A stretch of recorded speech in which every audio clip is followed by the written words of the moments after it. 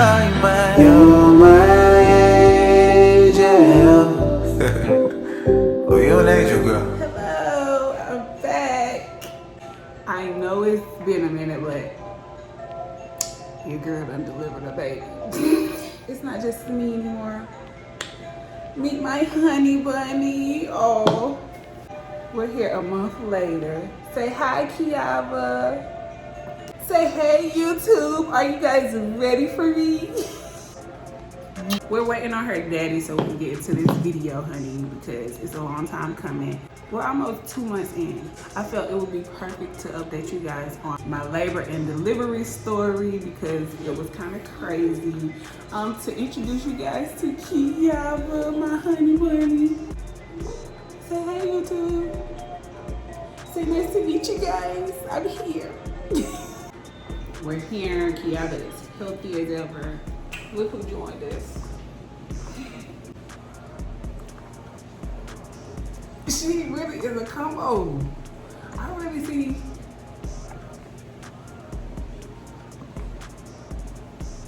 I feel like more you in the eyes, like this head. She's just red. Who y'all think? Let us know. Mommy or daddy?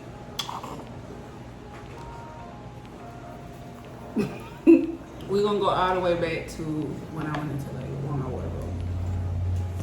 We were moving. We were in the process of moving, so ultimately, we were busy. It was our first night in here. First night in here settling, right? When did the first night? Mm-hmm. First night in here settling. I took a shower. No, did I take a shower? I took another one because I thought that leaking. Okay, so this is how it went. We moved in here. I was supposed to be settling, right? She was fixing something. She was trying to clean the fan, and cleaning the fan turned to her water being broken. I sat down on the bed, and then when I sat down on the bed, it was like this gush. I thought I had peed on myself because I had been doing it, but it was different. It was like a slow leak, wasn't it? Mm-hmm. It was like really slow. I had a flashback thing, right? This was like a month ago. We almost 2 months in, 2 months postpartum almost. So this is a month ago. My water broke. And I was like, no, well, I thought I peed on myself. I was so like, come to find out later at the doctor that she pooped and it broke the water. That's what broke my water. She had a bowel movement, broke my water. But I was in denial the whole time. Dion was like, we need to go. It was like a slow leak. Mm-hmm. I just wasn't convinced it was my water. I guess because it wasn't like no, it was like really slow. So I wasn't in no pain. I called my best friend. I was like, what did I tell her? Did I say leaking? Some leaking? Because I didn't say my water broke. Yeah. I was like, it's something leaking out of me, but it's really slow and I'm not in any pain. So she was like, you need to go to the hospital. And I'm like, I'm not convinced. I'm in no pain. Honey, I was like, go to the hospital. I have a flashback. So maybe 10 minutes, because I put on a pad. I was standing over the toilet, like letting it run in the toilet. I told Dion, I'm just gonna take a shower. It's gonna calm down. Nothing worried. I was soaking out the pad. I was just in and out. I wanted to finish like setting up here. So like maybe 10 minutes later, them contractions. We was planning to do that night to help break the water. Oh yeah. So I was like 3 days past the due date. 3 days past the due date. So at this point, we had plans to like, go crazy so that she would come, but she ended up breaking my water. So we had stuff everywhere because we were just getting settled here. So the house was looking crazy. So maybe 10 minutes after I called my best friend, the contractions came and they came heavy. They came heavy.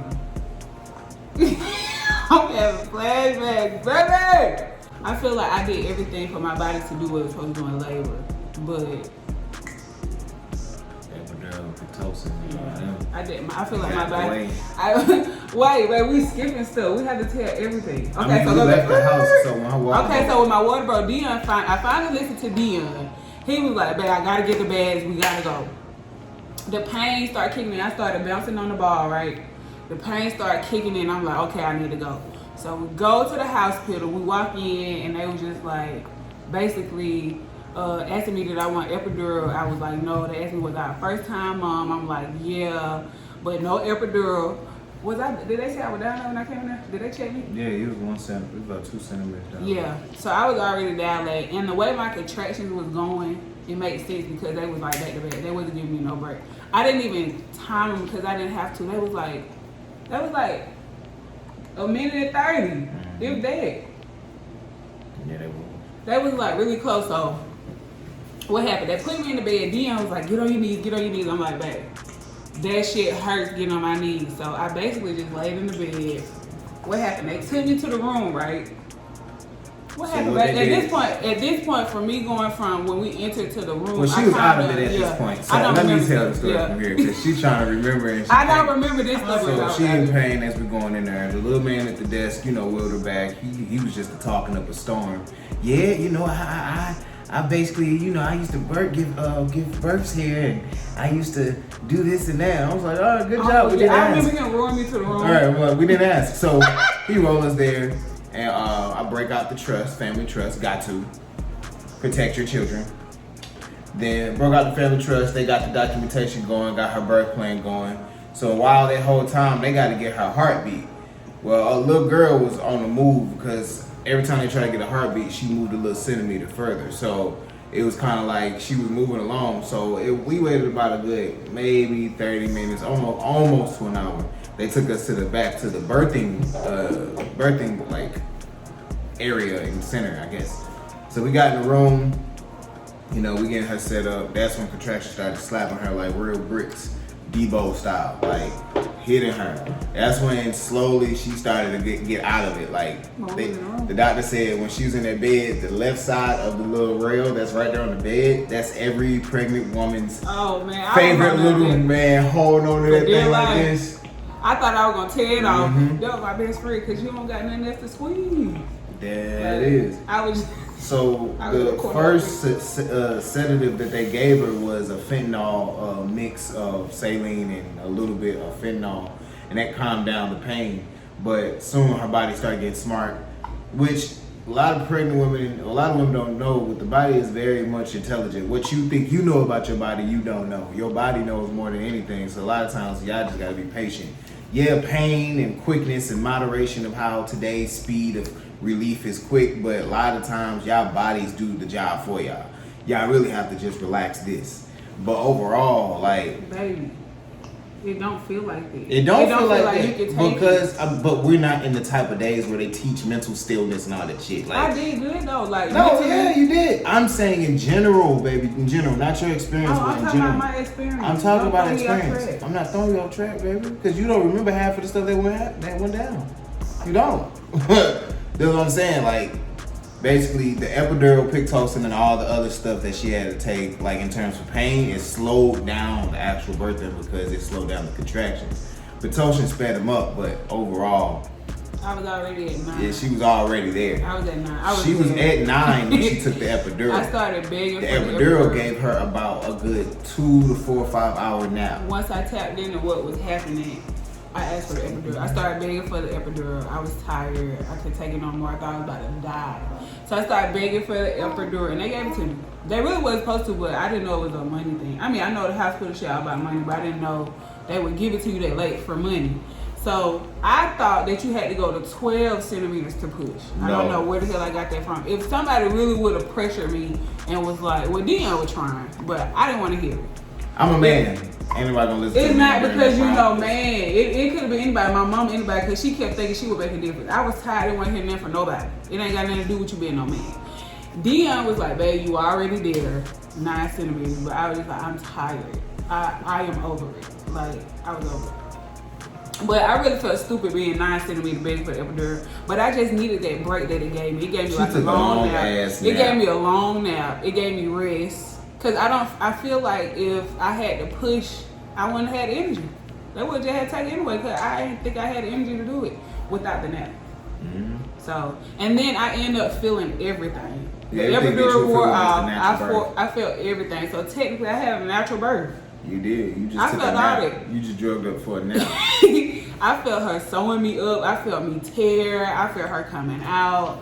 I felt all them contractions. She came out looking just like Look at her.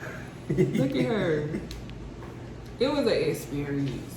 It was crazy. But we're missing a lot of details. Okay, so you had to tell like when we got down to really the epidural, like the crack of the epidural.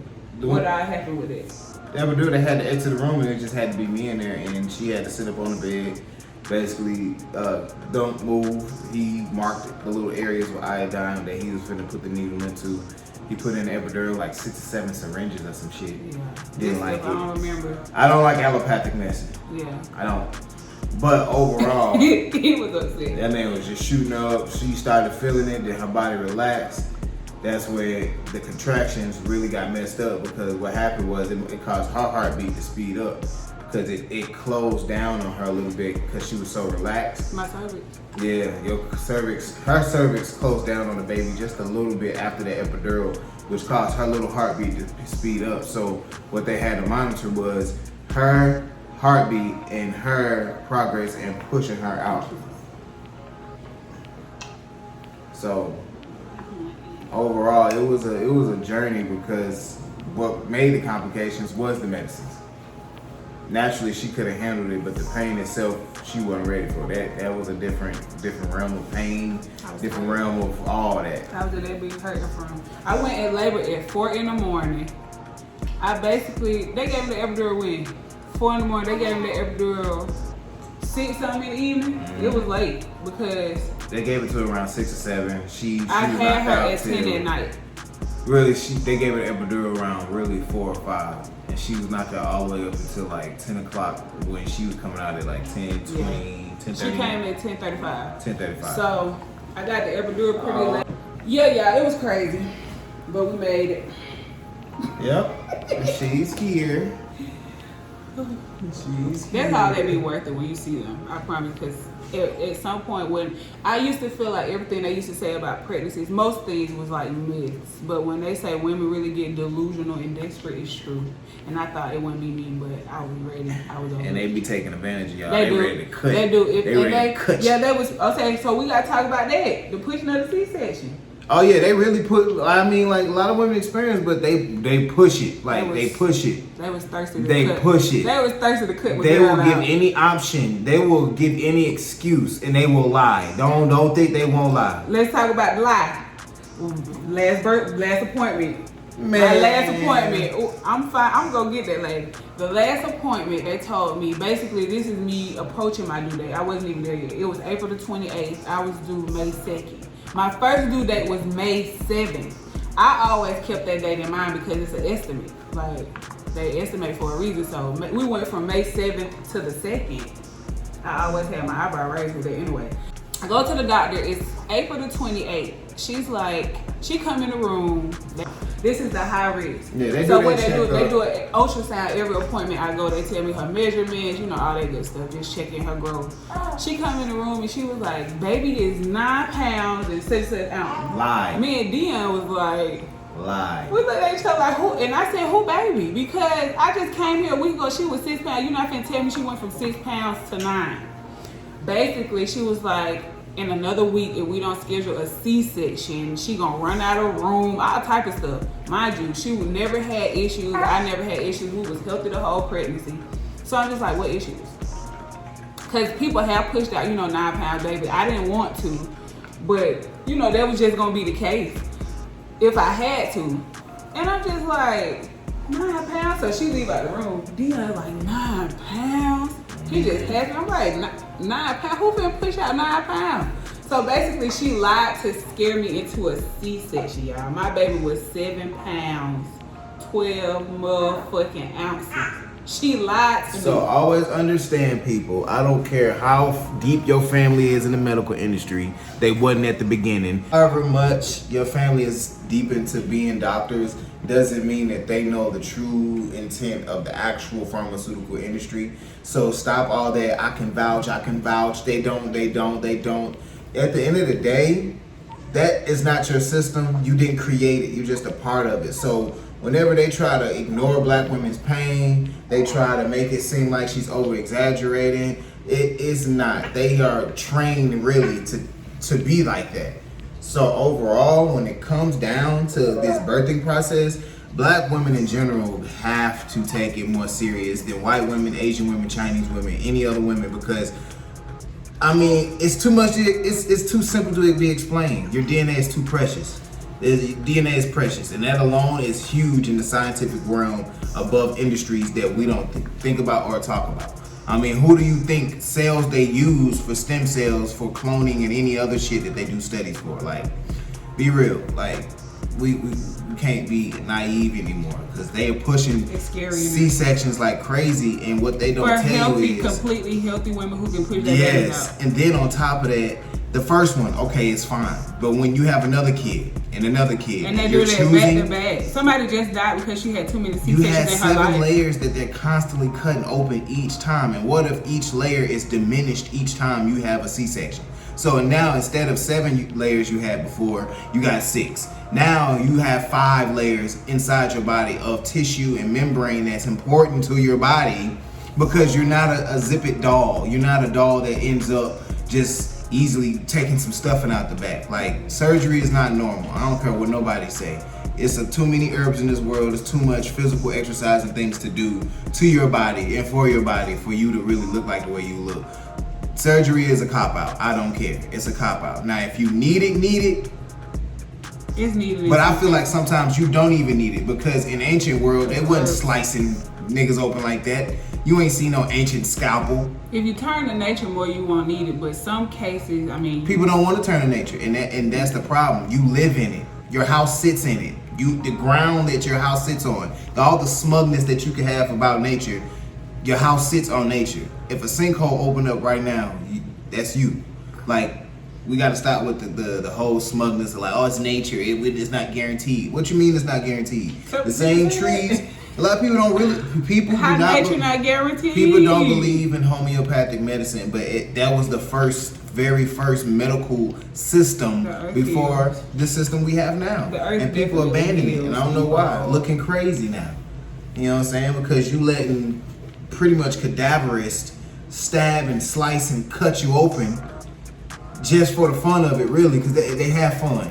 It takes a motherfucker hell of a lot to study blood and membranes, then try to remember it by each time you cut a person open. It is like that feed off of, because when I was in labor, the midwife lady kept coming over there like giving my mama them 1,000 reasons of why they had to cut me, and my mama was going toe to toe like, y'all not cutting her. Like, my mama like, I had 4 kids, like I ain't stupid type shit, so I know what y'all trying to do. And they really didn't like that it was a family like on to them, like challenging them, because they weren't going for it. And if I was alone, they would have cut me because I was over. I wanted her here. I was tired.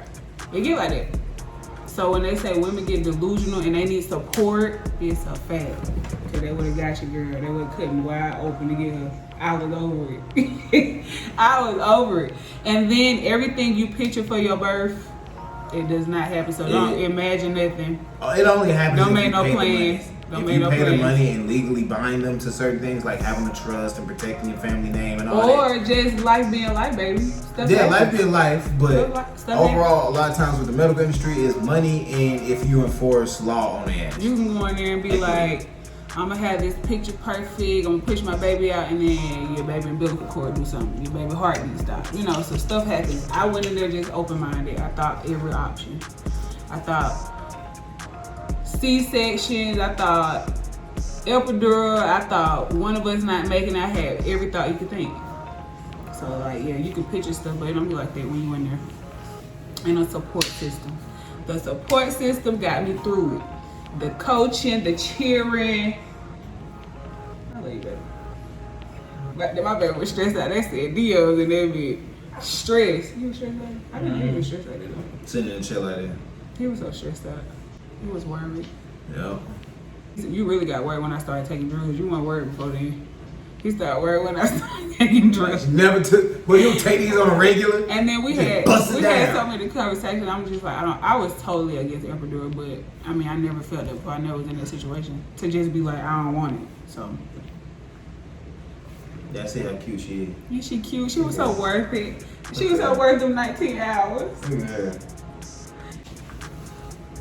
Her. Hey, honey bunny. Oh, look at you. Mm-hmm.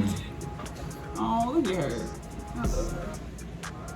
Yeah, that's our little Cinco de Mayo, baby. Oh, yeah, she was going on Cinco de Mayo. So we gonna have a big ass party. I'm already planning it, y'all. She only a month old. I'm already looking for stuff.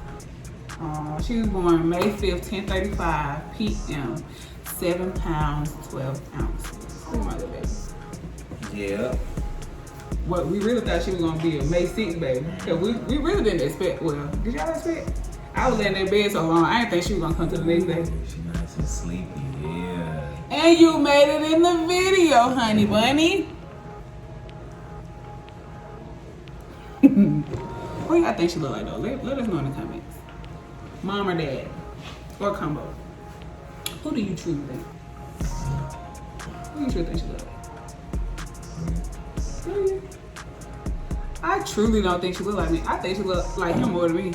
I want to say the experience itself was fun, it was different, it was very, very scary.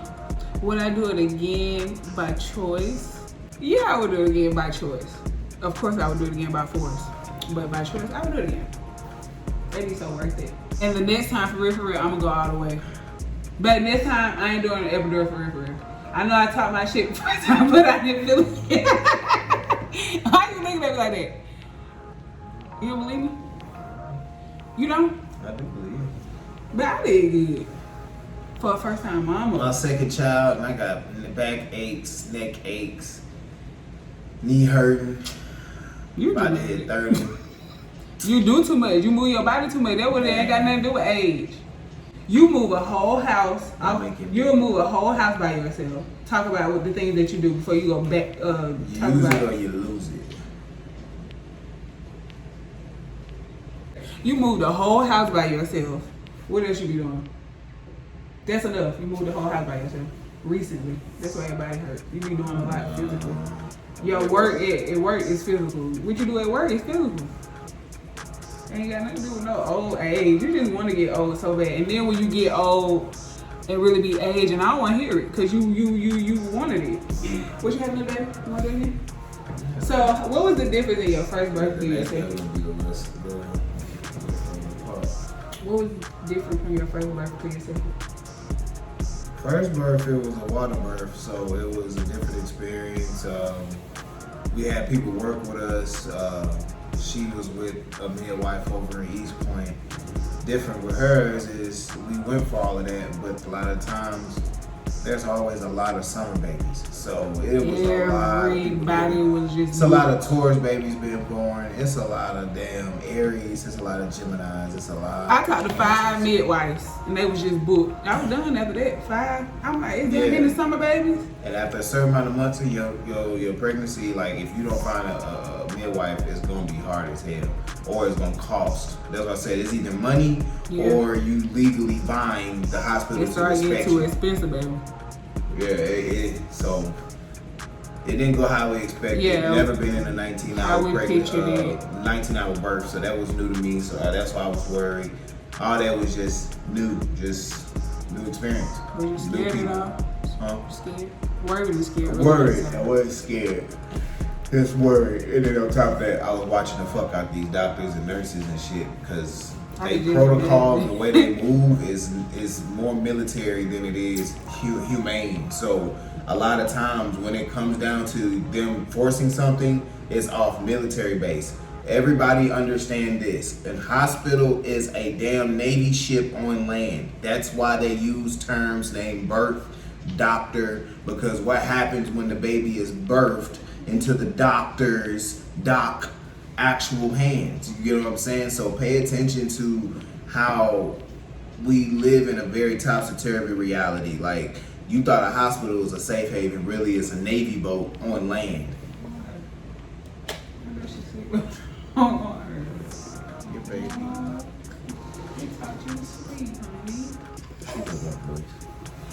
People always either leave deformed, dead, or fucking junkie status for more pills because they're symptomatic. They don't cure you.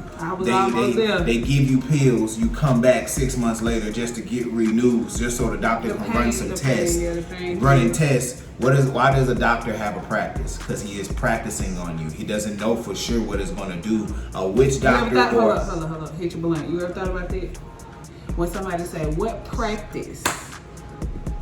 What practice? Why is it called a practice? They're practicing. They don't know. Have you ever really thought about that? They run tests on you, and it be 20 tests, and they be like, Doc, why don't you know what's wrong with me? Yet you can go to an elder of an old black Georgia family, old Southern family, or Northern family, and they will tell you, take goddamn 2 tablespoons of cayenne pepper with some molasses and sit your ass down, and you'll be shit 2 hours later. Exactly. They got The problem is we abandon nature with what we wanted to find with the medical industry, and the medical industry never adopted nature in their actual acts. This is why they don't give you nothing that's going to get you right and you never have to come back. It's always, even if it's cancer, even if it's anything that's fucking illness or fucking deformities, they're gonna make sure you keep coming back. They're gonna make sure. Babies being born with limbs that's deranged, you can fix that. She's so cute. Yeah, like, we have to get back to the natural aspects of things. You know, it's sad to see that people are suffering with such a healthcare system that got all this technology and computers that can read this, but people dying, people fucked up, people out here bad, and it's even worse for having babies. Like, the burden is not having a baby. Like, honestly, the whole concept that you see in America when the baby idea or the idea of a baby comes up, it's a burden. You think the child is a burden. You don't want to have no child because you feel like your whole life is stopped. You feel like you're not going to accomplish your goals. That's on you, not the child. At the end of the day, you did what you did to get the child here. Stop playing the whole, the child owes me something somehow game, because it starts early when you just have the child and you feel like, oh, I gotta really get something back from this child. Child don't owe you nothing. What you lost is what you lost. What you didn't do is what you didn't do. Up like us is still like. Stop trying to make it seem like your kids is the reason for that. Like, I pay these like. And it's for single people. Stop thinking that children alone is stopping your life. It's not. It's who you have a child with, and it's the type of environment that your life is in to have a child. They grow too fast, y'all. She's not supposed to be this big. It's just a mom. She too big. She do too much. I'm being sad. She happy she put herself to sleep. She was doing it like the very first week, but you know they changed so much, so it's like she getting back into it now.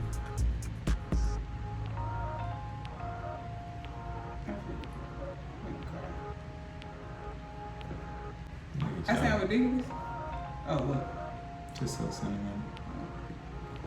I just went here. But yeah, y'all, that was the experience.